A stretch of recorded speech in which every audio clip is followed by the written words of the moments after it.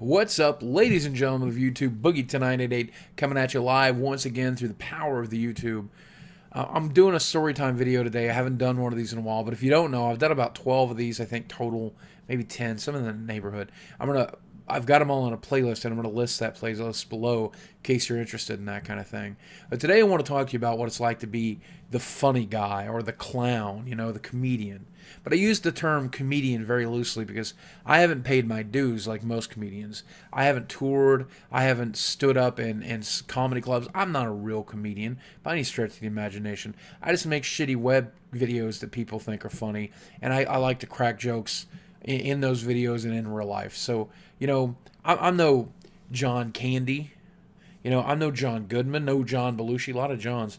No Rodney Dangerfield, no Chris Farley. And a lot of these guys are all role models of mine, and they're all favorites of mine. They're people that inspired me to become who and what I am. Sam Kinison, certainly at the top of that list as well. These guys all had something in common in common with me, besides the weight. Like, we were all fat, but we all had addictive personalities. It's very important. You think about the death of Chris Farley. It's certainly because of his addiction. John Candy's death, certainly because of his food addiction. John Belushi, his death, clearly because of his addiction. So you look at all these different guys, there's something else we have in common, and it's very, very common for most people in the comedic genre that choose to make people laugh for a living, is that we know the darker side of life too. We may know depression, or we may have known death, we may have faced it, we may have learned to laugh about life. And I have a couple of stories that will exemplify that if you'll bear with me. But I want to talk about one of my favorite comedians who inspires me even today, and that's the great Stephen Colbert. And in a 60 Minutes interview, Stephen Colbert once said that his father died when he was very, very young, and it made his mother go into chronic depression. And he himself was very, very sad. So he said he grew up trying to make his mother laugh. And sometimes he'd succeed, and in that brief moment, she'd be happy again. So he practiced, and he tried harder and harder and harder. And he said one of the reasons it's so easy for him to play Stephen Colbert and disassociate from that character, even though it's so against his own principles and his own beliefs, is that he learned to work with his depression. He learned to work with his sadness and pretend to be happy anyway, so that he could make his mother happy, so that he could in turn genuinely be happy. And when I was very, very young, I chose the exact same path, but with a slight twist to it. I, too, wanted to become a comedian because I wanted to make the people around me happy. I wanted to make my mother happy because my mother was a bit of a bully, and she was always in a very, very foul mood. When that foul mood happened, bad things happened in our home. And she was pretty much the only family member I had left. So I did everything I could to make her laugh, mostly to protect myself, to be entirely honest. That, and I think this is true of a lot of people with weight issues and size, we learn to laugh at ourselves because it's so much easier for our voice to join the chorus of other people that are already laughing at us than to try to fight it back with our tears or our anger and a competing chorus. Yeah, you're right, I am fat. Yeah, you're right, it's funny. Look at my man tits. When I walk down the hall, the floors shake. And that's how I was treated where I grew up in Southwest Virginia. A lot of fat jokes, a lot of painful jokes. And eventually I learned that either I was going to kill myself or I was going to laugh with them. And I learned to laugh, even if it was my own expense. And to this day, that's the cornerstone of what I do on YouTube. I make fun of myself every day. But I do, and even though it's a justification, I believe that comedy starts at home. That if I don't make fun of myself, I have no rights to make fun of any other situation or any other person. Like, I can't make jokes about the world around us if I can't find humor in my own life and in my own situation. And it's still hurtful. It's still hurtful when one of my close friends or somebody I love makes a fat joke. It does still hurt. But I've learned to find the humor in it. The same way I've learned to find the humor in all of our lives. And I think that's true. If you know a funny fat guy, that comedy is born out of pain. It's born out of bullying. It's born out of shame. It's born out of sadness. It's born out of in my case, clinical depression and post traumatic stress disorder and well, food addiction, But anyway, to the point. When I was very, very young, my grandmother had Alzheimer's disease, and she, I can't believe I'm telling the story on YouTube. She had Alzheimer's disease. She was diagnosed with it when I was very, very young. And this is back before the day of cell phones. So we lived 75 minutes away from my grandparents' house.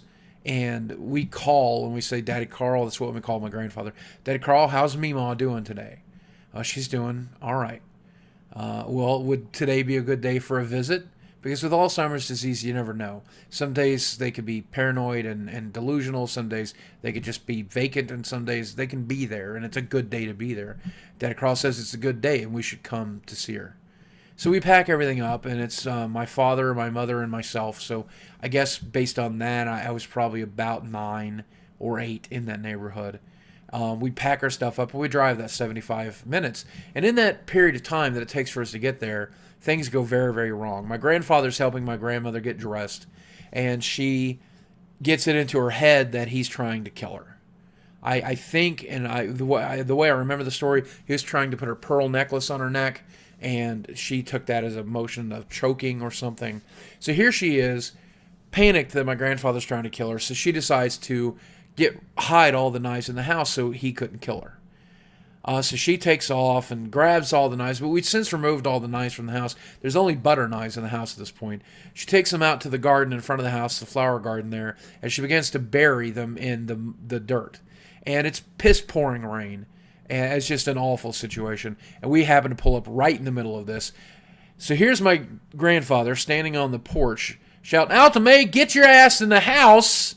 Get your ass in the house. You're going to catch cold. You're going to catch your death. No, Carl, no, you're trying to kill me. Digging a hole in the flower garden, burying these butter knives in her underwear, in her bloomer. She's still not changed. Okay?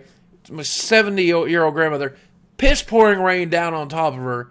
And my brain sees that and it says, either this is the funniest thing you've ever seen in your life, or it's the most traumatic thing you'll ever see in your life. Either you're going to spend the rest of your life just lamenting how dark and awful Alzheimer's disease is and how pointless life is if this is how it ends, without even the memories that you created keeping you warm at night as you die. Or you're going to see the humor in this awful situation. And I did. I started laughing my ass off. I can't tell you how much I laughed. And my mother, not ever really finding something like this funny, especially since it was her mother, whips around in the seat and goes, "What the hell's so funny?" And I said, maybe she'll grow a butter tree? I don't know. Well, I should have said buttercups. That's way funnier. Well, anyway, she hit me in the face a couple of times. But the point that I'm making about the story is ever since then, the darkest, the most disturbing, sickest parts of life have always been kind of humorous to me. And when I developed my sense of humor, I tried to go with shock comedy. I tried to go with like a Sam Kinison style, just awful, just jokes about things that these days I would never be comfortable making jokes about. And I even still do that behind closed doors with my friends from time to time. But I'm becoming increasingly uncomfortable with doing that. So even now I think I'm beginning to phase it out. But it's interesting. Because the one thing I learned about myself throughout all of this is, a couple of things. And this is one of my lifelong mantras. Fake it till you make it. Even when I don't feel like being happy, even when I don't feel like being funny, even when I don't feel like being involved in life at all, I try to be. Most times. Sometimes it gets bad enough to where you just can't, but sometimes I try. And sometimes I fake it. And when I do, sometimes I do make it. Sometimes I get lost in the moment. Sometimes I find myself happy in spite of my depression, in spite of my sadness, in spite of what I'm working against. And it's nice. It's nice to find that break, that respite, that solace. But the other thing I learned about myself is that if I were alone, I don't think I could ever be happy. I don't think I could ever find happiness. Not when I say alone, I don't necessarily mean without my fiance. I couldn't be happy without her. But that said, I need people. I think that's true of everyone. You know how you punish a criminal? You put them in solitary. You take them away from the other criminals, the rapists and pedophiles and the murderers. You isolate a prisoner from those people, and that's how you punish them. Because even that person needs those awful people. I need people, the haters, the lovers, the kind people, the shitty people. I need YouTube. I need it. Because I find, and I have found throughout my entire life, that it's very difficult for me to be happy. Almost impossible. And I wouldn't know how to make myself happy. I wouldn't. All the money in the world, all the success in the world, maybe even all the love in the world. So that really does add up pretty quick. But